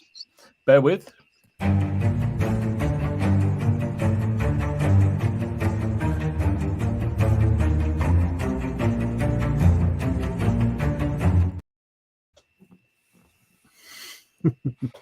Just can't help but shake my head to that one. Miller, you had a couple of things, I think, you pointed out to me. So I'll bring up the pictures and you can talk them through. I'm going to let you do that. This one. Yeah. So I think it came out last week, but obviously because we weren't about, the Bloody Miniatures has released 2 of the 4 packs that they've got coming out. Well, not released, but they've shown them. So this is the Mercenaries. I think these look really, really cool. And then the Ragged Training Band, again, really nice Musketeers. What more can you say? They're Bloody Miniatures. They're perfect, aren't they? It's just lovely. Really, really good. I assume you're going all in on these. What's the scale of those? Yeah, man. I love them. I love the guy with the war axe thing. That to me is perfect. That figure is awesome. That's the one for me. I don't know what I'm going to use it for, but that is your storming party. Yeah, they're full of character, aren't they? Yeah. Yeah. Are those 28s or what? They are 28. They are done. Yeah, 28 mils. I think he usually does them in packs of 6. 6 different packs of 4 figures each time. So these are the first 2. I think did he say he was doing women? Women characters, I think, was one, and I can't remember what the other ones were that he planned through. But no, I can't remember what the other ones are. No, I can't remember. But if there's anything like the rest of them, then they'll be in my basket. Yeah, absolutely right.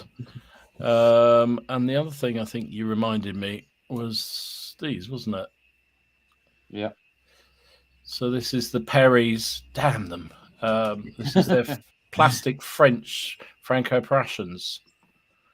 So I think Alan talked about these briefly on the stream 2 weeks ago now, and they're doing these again. I really like these packs that they're doing. You know, so you've got the marching guys, and then you've got these guys more of a skirmish, 2 separate packs, which is kind of really useful. So I think these are available now. I think you can pick them up at Salute. So yeah, they're really, really nice. Really nice.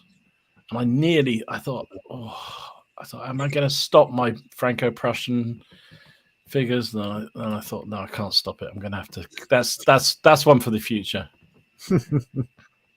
Definitely. But what they did show at the show this week, which got a lot of people very, very moist, was these. So this is what Alan wouldn't show us last week. He showed us lots of good stuff, but he wouldn't show. He hinted at these, but he didn't quite show them. So these are the 3-ups of the next plastic set that they're doing, which is Duchy of Warsaw Infantry, and they look amazing. Absolutely. So these are the actual close-ups of them. I didn't realise there were 3-ups. I thought they were pretty detailed for their size. But yeah.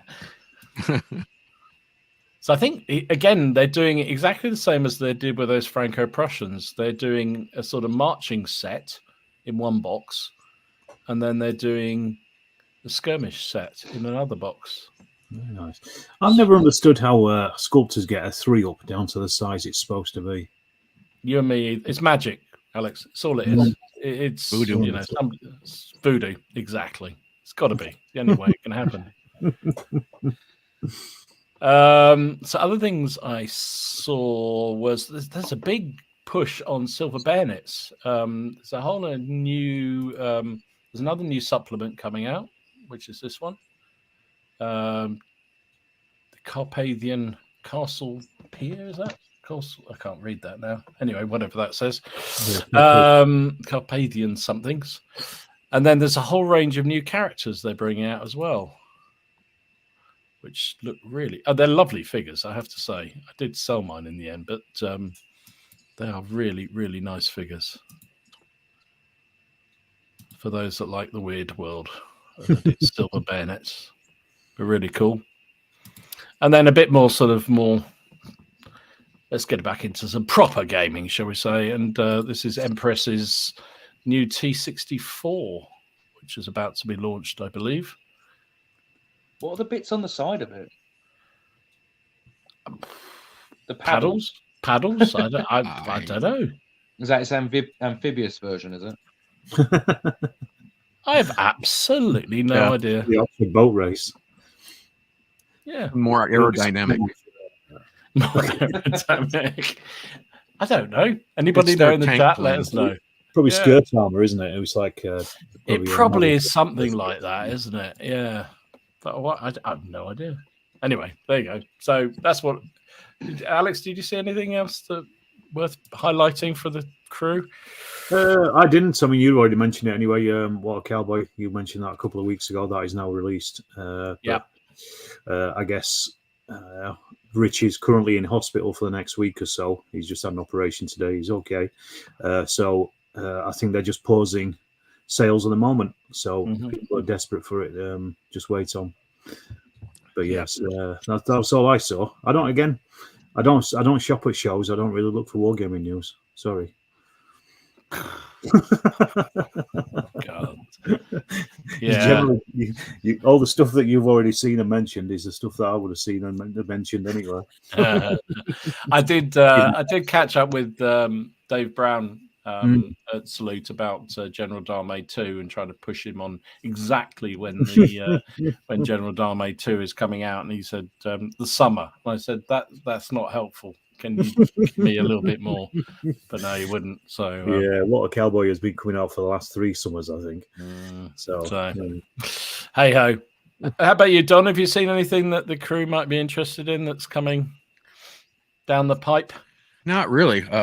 No, like I said, the first month after we just kind of shut down, don't really pay much attention. I mean, I get my news mainly because I'm lazy. I don't want to have to look for it. Fair enough. That's fine. Right then.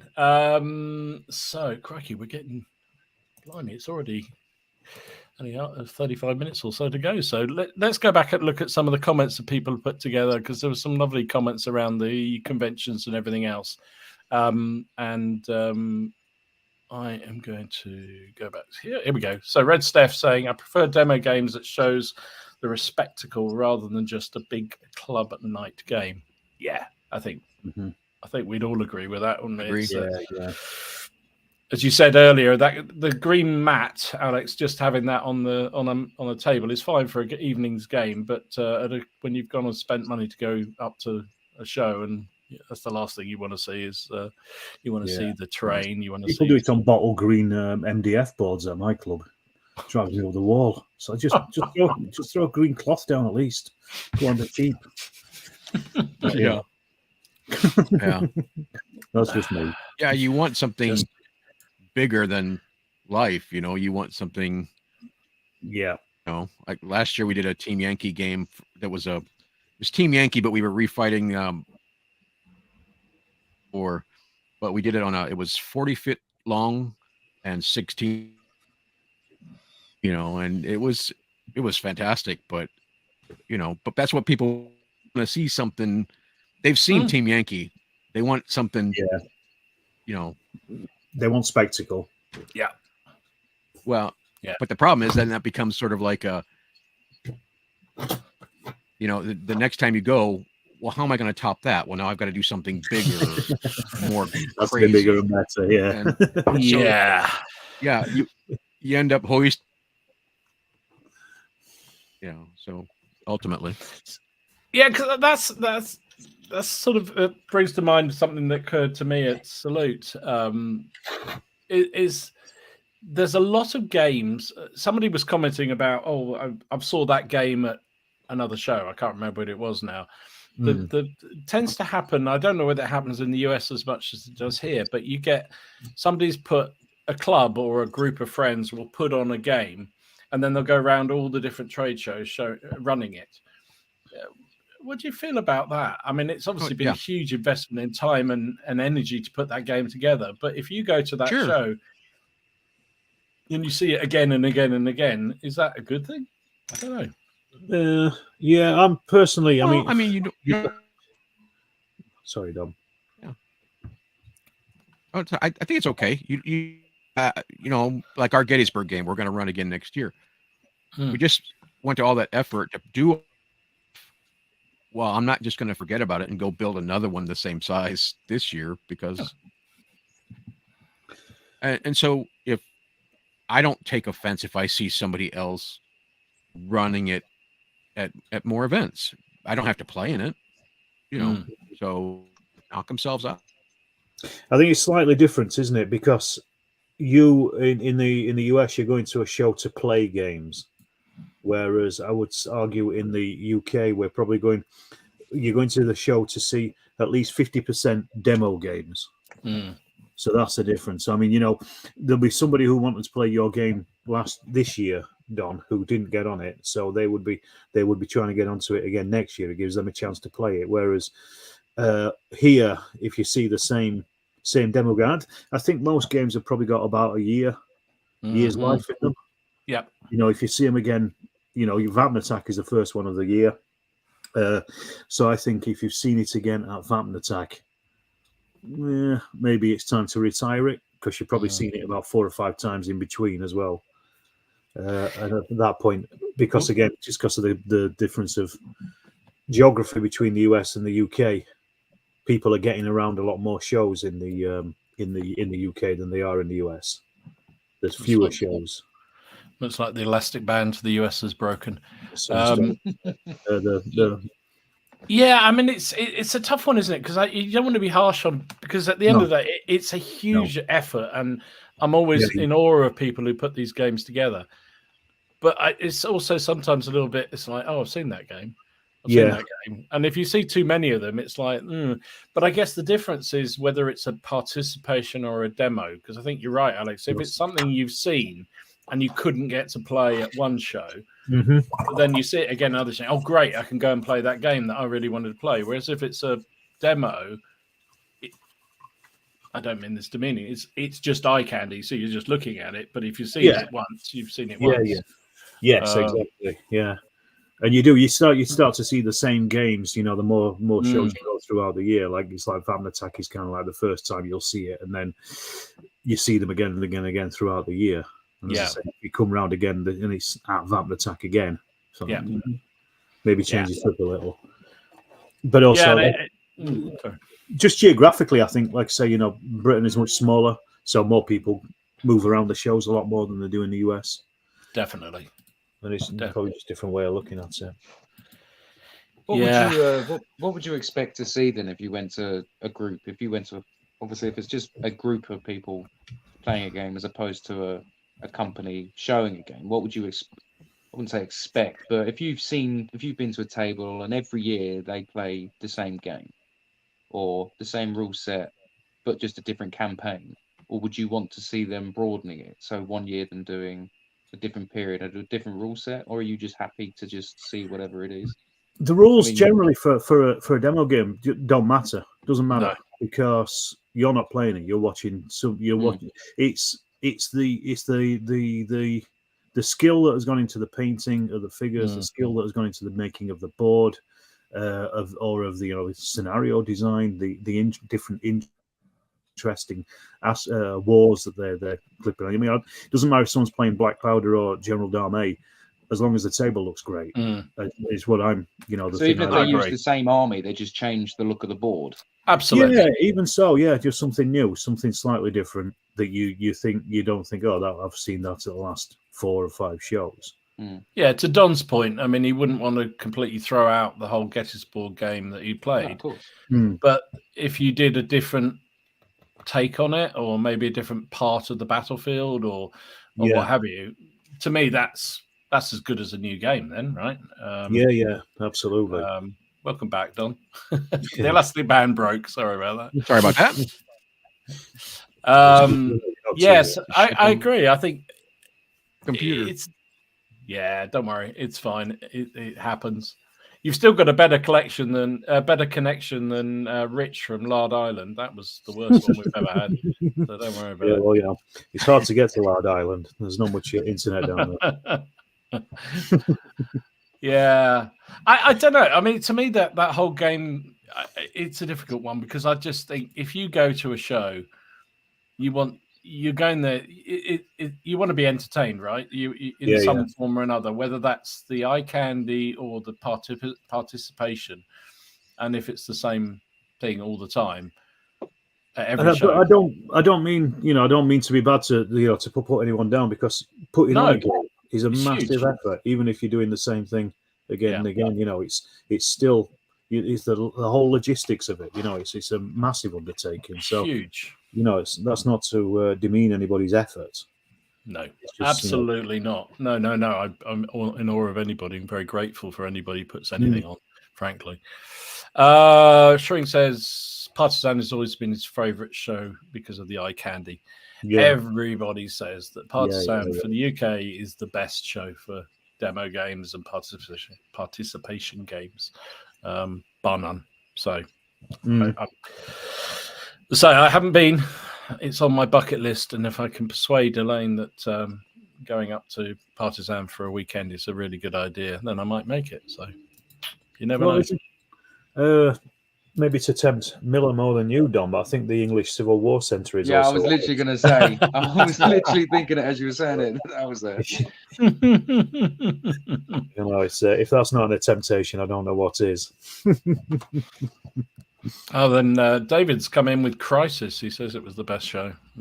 Best games ever seen with Crisis. One thing I've never really done is go up to any of the game shows in Scotland, because they are just too far away, and I'd like to go up and have a look at some of those. There's a lot of them. Like Broadsword, I think, or is that in Derby? What am I thinking of? Claymore's up there. Claymore, that's it. Yeah. Claymore's close enough.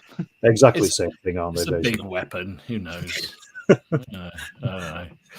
Yeah. What else we got there? A good show would have something for the whole family: shopping and demos, but also participations to try out new rules and keep the kids busy and interested in gaming. Yep. Yeah, I would certainly agree with that. I agree.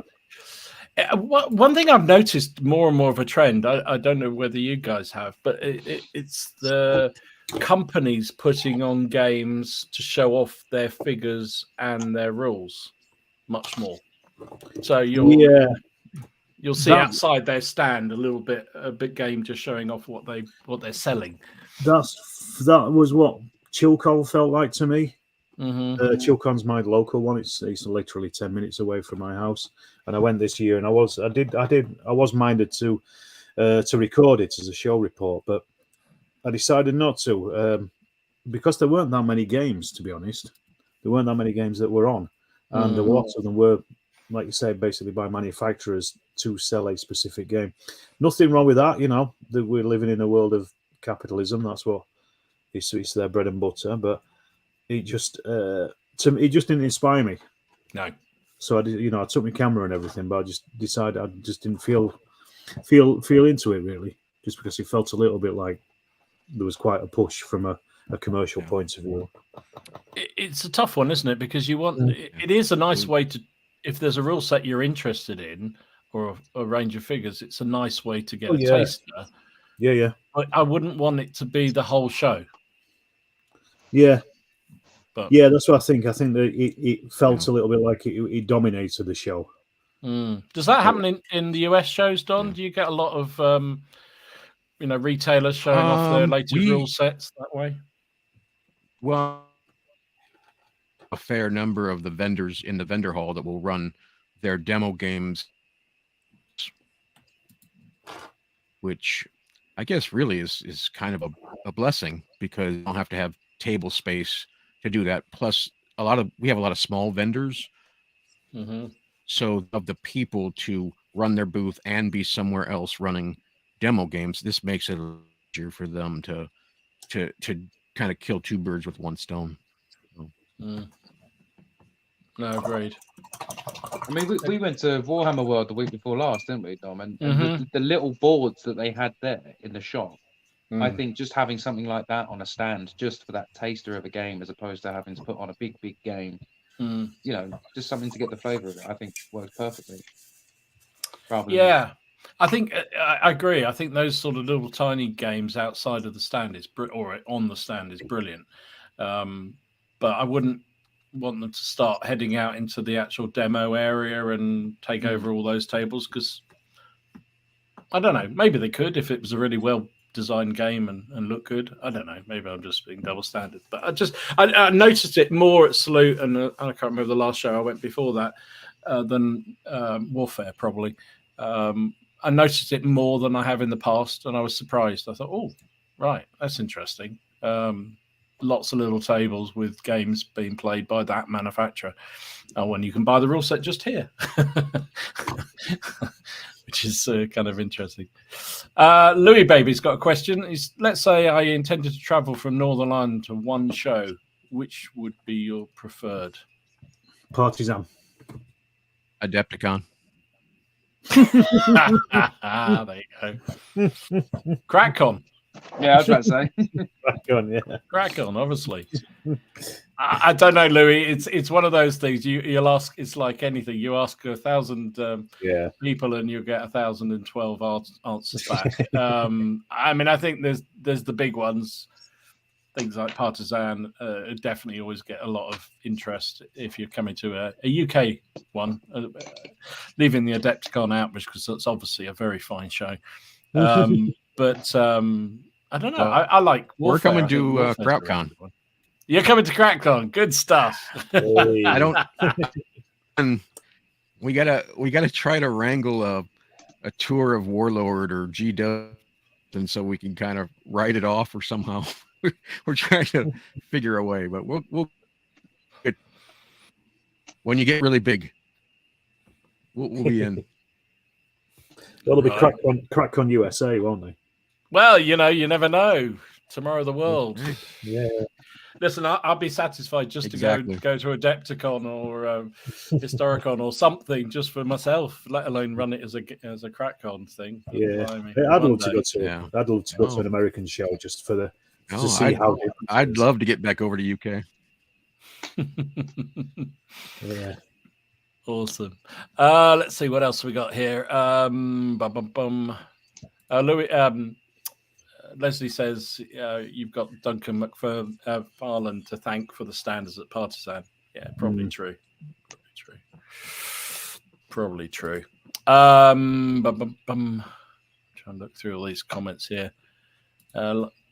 Andy Lionheart was saying, was it Salute and agree the games were very good this year and spent more time looking at the tables this year. Yeah, I agree. I think it was noticeable. I think after a couple of poor years, for various reasons, I think the game quality was extremely good there. And I'm sorry we didn't get to say hi to each other. Next time we will. Yeah, I noticed a comment. He said he saw me and he was playing a game. I was playing a game, so he didn't want to interrupt. You should have interrupted. Don't worry about it. Yeah, doesn't matter. He'd just ghost you like he did me. It's fine. Peter, hi Peter. I haven't seen you for a while. Here's a penchant for the colours show. Funny enough, I lost interest in colour. Well, not lost. I when it moved out to the Newbury Racecourse, it kind of lost something for me.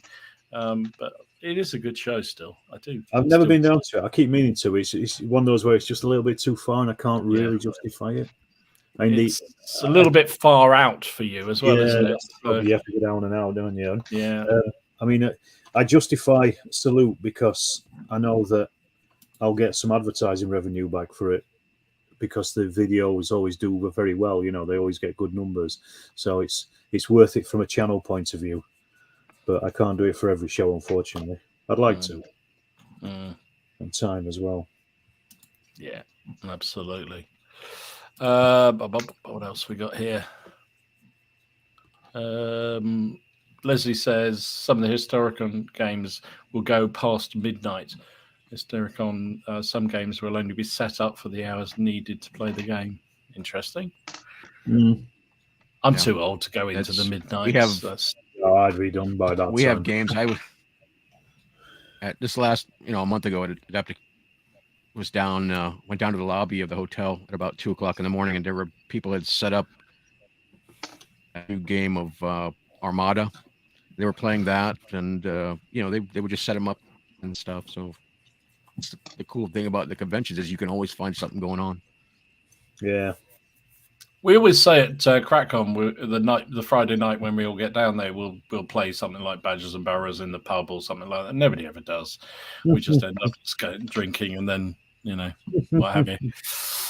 Mind you, I like this suggestion from Anthony. Doma suggests a self-prescription of a tot of port each hour at CrackCon. That'll help the voice. Good plan. I like that. That's my kind of They should have that in the goodie bags from now on. Yeah, that's a rum, especially on Trafalgar Day. No, yes, you're right. There we go. Drink. The mystery of the T64 skirts. John suggests it's a gill skirt that could be folded flat. Stood out during combat. It was a form of spaced armor, but it turned out to be rather poor. There you go. You live and learn. Every day's a school day. There you go. Absolutely. Yeah, maybe not port grog. Yeah, maybe. If Ian has anything to do with it, that's probably true. Hey, how drunk could we get Ken on grog? Wow. Wouldn't that be awesome? Fantastic. That would be a cheap drunk. He is a cheap date, to be absolutely honest. He really is. Oh, he's pathetic. Very funny. Paul says, I think for me, I don't mind seeing the same game at multiple shows, but I get fed up of seeing the same battle by different people year in, year out. Waterloo for the umpteenth time gets dull. Waterloo can never get dull. Yeah, I agree with you. Never get dull. Ban him, Don. But I take the point. Yeah, I think that's we haven't done one of these for a while, but I think that's good. Definitely a red kill. I'd say you think it's straight red, do you? Oh, it's a harsh round here. Definitely. Okay, I was going to go for the yellow, but go straight red. All right, fair enough. No one badmouths Waterloo around here. Yeah, I mean, he's right to a point, isn't it? You do not want to be seeing the same thing. Whatever, we want variety, right? And I think, as you said earlier, Miller, it's lovely when you go to these things, you see something completely different you'd never even thought of playing, or figures you've never even seen before. That's when you go, wow, that's amazing. Yeah. That's it. Variety is a spice of life. Absolutely. What else we got here? Red Steph says, don't go to the pub before buying. That's always my problem. I go at lunchtime. I go in my list, and I'm very meticulous, and I go to where I need to go to, and I pick up the bits I want, especially if I've pre-ordered things. Then I go to the pub, and it all goes horribly wrong in the afternoon. Yeah. Hence the Ottoman purchase. But there you go. That's another story. Before going. Exactly. I've got a shelf full of stuff I bought just because I saw it here. Hashtag blame PCP. Ah, dear.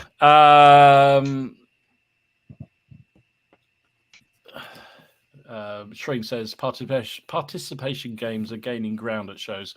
A good way to grow the hobby. Yeah, I think that's true. Actually, it's one of those trends you're seeing is more participation versus demo games. I think so. Yeah, we used to go to Triples because again that was a local show, and it always seemed to be a lot of demo games, and we always complained that there's not enough participation. Even if you don't want to play them, it's better to get people involved. And I think there are more and more these days. There's certainly been a shift. We've lost Alex now. Oh, you're back again. Yeah. You froze for a minute there. Yeah, right. It's probably Tiny unplugging the computer or something. Yeah. Do you have that as well in the US, Don? That there's more. Yeah. It is. If I'm understanding it correctly, a demo game is where like you guys would just play the game together to other people. You're not inviting anybody in like a participation game, right? That's right. Yeah, exactly. Over here. Yeah, almost what we would call a demo game is me showing you three as new players interested in the game, me showing you how the game. Right. Mhm. Right. It's very rare that the Edge Hill game at Adepticon is going to be I guess what you would call a demo. It's just for our friends of other volunteers at Adepticon, but that's extremely rare. That's interesting. I think there was always a bit of a thing about people not wanting people to play with their figures, touch their figures almost. I think that was always one of the things it's like when you go to a club and someone doesn't want anybody to play with their figures, but the idea of having thousands of people, well, probably hundreds of people touching, potentially moving their figures around is one of the things I think that used to put people off, but it's definitely, you see much more participation, which I think is great. Well, again, it's the advert for the hobby, isn't it? It's about getting people involved and stuff. Yeah. And that's the thing. I wonder whether we would need to head down the route of like Don does and the other US conventions do, where you sort of pre-book everything, whether we would actually benefit from doing that at some of the UK shows, because because there are a lot of participation games, you can get involved in so much more. It is actually quite hard to get on the table, whereas if you had a slot, so you could book in, whether that would help.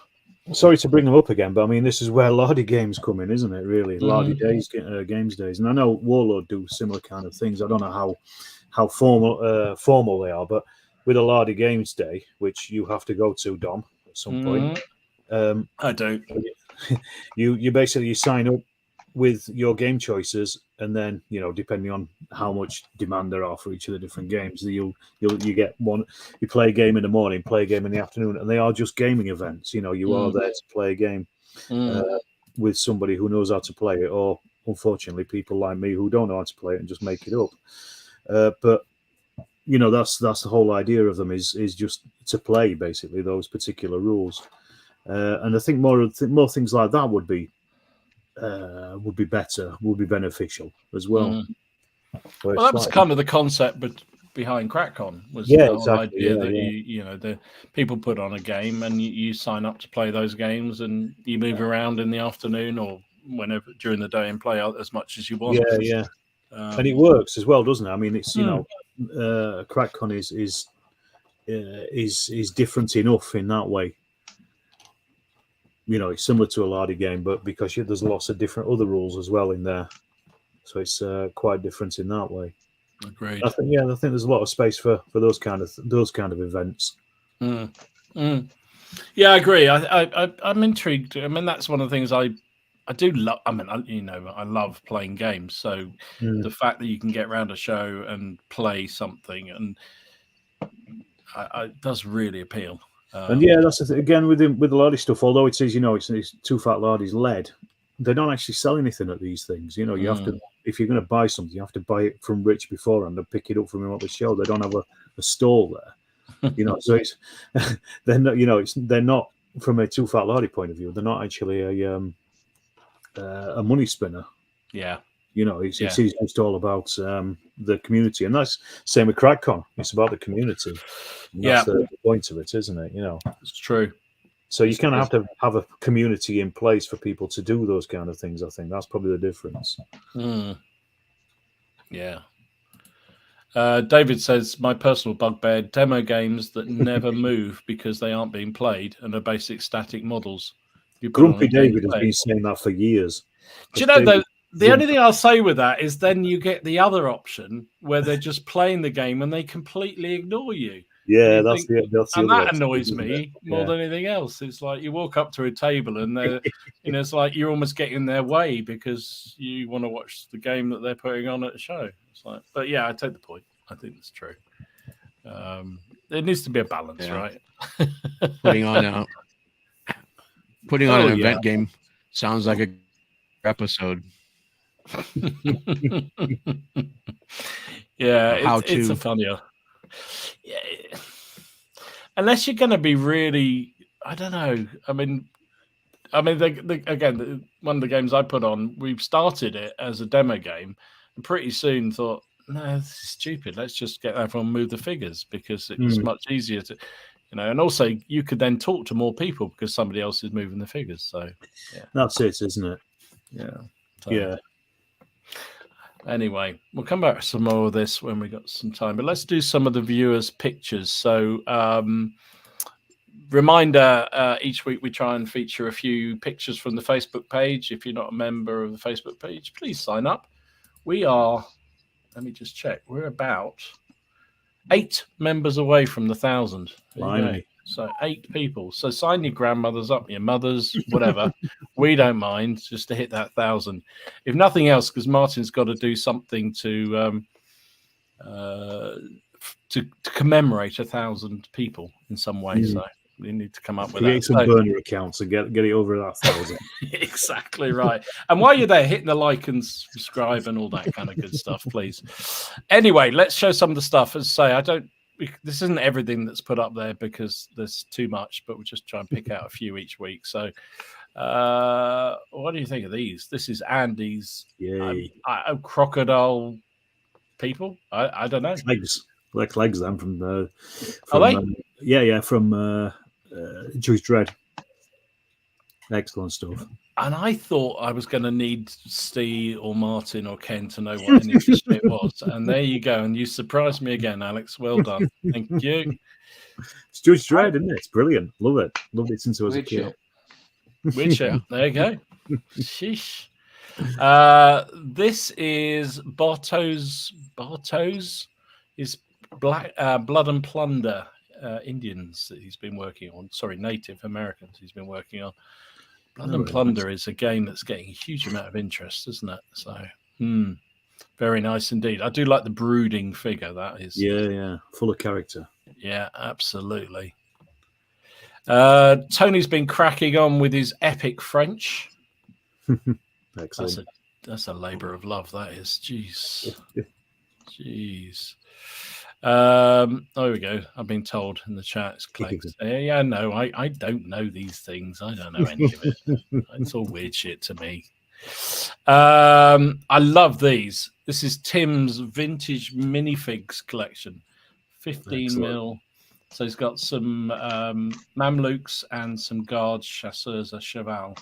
Classic stuff. Which he's painted up. I mean, just absolutely classic. It's still surprising me how many people still game avidly with these and collect them avidly. It's extraordinary.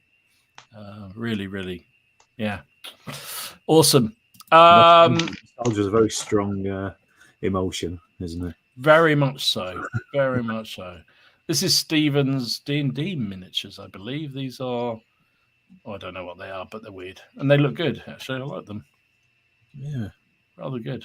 I do like the guy with the halberd. He's sort of leaning like his legs gone to sleep. It's very good. He's been on guard for a while, hasn't he? Yeah, hasn't he? Other than that, he needs a pee or something. I don't know. One or the other. Oh dear. A lot of What a Cowboy games appearing on the Facebook page, of course.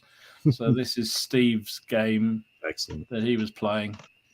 It's that little Spanish mission or something, is it? It looks like it, doesn't it? I think this was the one he said they had 2 characters aside. It was a 2-player game. Yeah, really, really good. Excellent. 3 amigos. 3 amigos. That's what it should be. Samuel put on this bolt action desert game. This is Africa against the 8th Army. Do like a good. I was so close to buying a 15 mil German Desert Army salute, but I couldn't find anything I liked, so I walked away. So there you go. I can show restraint. You saved yourself, Dom. I did. Well done. Yeah, I did. I had a flashback of everything that was in the shelves behind me that needed painting. Craig showed off this dwarf wild chieftain. Blimey. That's a heck of a model, nice. that is, isn't it? Wow. I just love that axe. I don't know why, I just love that axe. The coming out the dragon's head. Brilliant. One for you, Miller. This is Dan's pike and shot game. That's a proper cool. game, isn't it? That's Look pretty at big, isn't it? that. You really can't beat Yeah. a load of pike and shot, Are you? in my mind.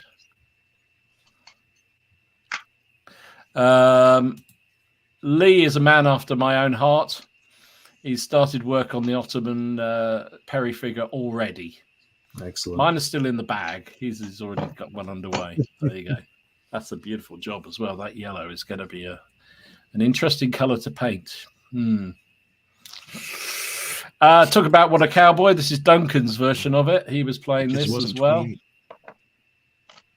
Brilliant. Really good indeed. I don't know how people manage to read the rules so quickly. Me neither. That's what I'm away for a couple of days, and I'm planning to take it with me. And I'm Maybe going they're to just read making them up. it. Yeah. That's what I'll do. Dear. Nick posted up this Scots versus English medieval scrum battle. Wow, that looks nice. So Nick's obviously medieval wargamer. If you're not following his YouTube channel, why not? Because he does some amazing battles. Where have you been? But that's from that latest battle that he's been showing. Absolutely amazing games he puts on. Leslie, not to be outdone, showing off one of his club games, I think, in France. This is War of the Roses based on Tewkesbury, I think he said, which looks very, very impressive. You can see all the shrugs of the French and the garlic wafts there. It's interesting the French playing typical English wars, I suppose. Yeah. Yeah, it's interesting. Well, they're killing Englishmen, so they're happy. Yeah, it's Englishmen killing Englishmen. What more do they want? And then Ken showing off one of his boats. I mean, these are lovely. I was over at Ken's a few weeks ago, and I've seen these in the flesh, and they are fantastic. They're even better. He was trying to convince me at Salute why they were cost effective to do, and I wasn't having anything of it. There was modelling involved. Yeah, you so nice. I'd be afraid tearing your hair out. Beautiful job, though, isn't it? Look at that. Jonas has got the Doom of the bolt action table on the go.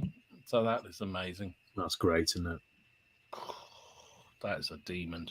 I love a Soviet anti-aircraft gun. Brilliant stuff. Joseph's got some Romans on the go. I think these are 3D printed. Drink if you haven't already done. Really, really cool. And then we're going to finish by tradition with some really weird shit. This is John. I have no words to describe what that is. It's an alien climbing out of an egg barrel or laying an egg. Wasn't it supposed to be? I don't know what that is, but it looks good. He was going to use it for. I think it was.